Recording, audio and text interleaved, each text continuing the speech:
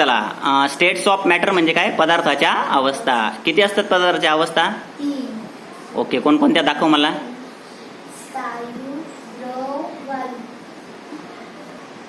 बरं, दाखव मला. स्थायू म्हणजे काय?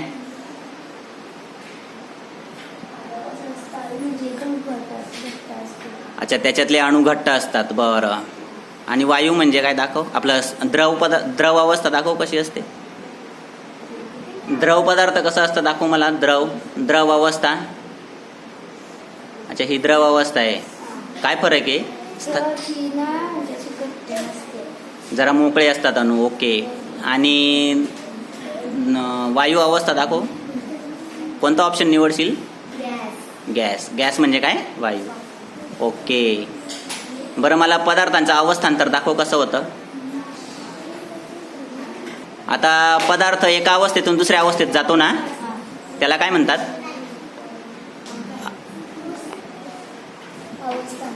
अवस्थांतर. दाखव मला कसं होतं अवस्थांतर. ओके. ही कोणती अवस्था आहे? स्थायू. मला सांग, स्थायूपासून द्रव कसं बनवशील? स्थायूपासून द्रव काय करतेस तू? उष्णता देते. ओके. उष्णता दिल्याने काय झाले? अणू मोकळे झाले ना. मग काय झालं ते? ही कोणती अवस्था झाली? द्रव अवस्था झाली. मग मला सांग, द्रवपासून जर अजून तुला वायू बनवायचं असेल तर काय करायला लागेल? अजून उष्णता द्यायला लागेल. ओके, ठीक आहे. आता ही कोणती अवस्था झाली? द्रव अवस्था. मला सांग, द्रव अवस्थेपासून आपण रिटर्न येऊ शकतो का?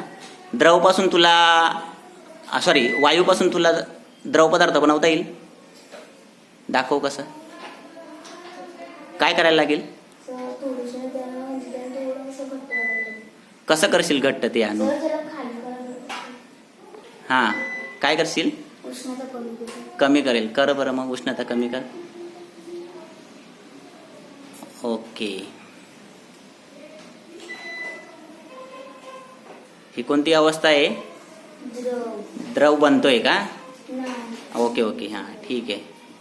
बरं, द्रवपासून जर तुला अजून स्थायू बनवायचं असेल तर पदार्थ काय करायला लागेल? उष्णता कमी करायला लागेल. अच्छा, ही कोणती अवस्था झाली?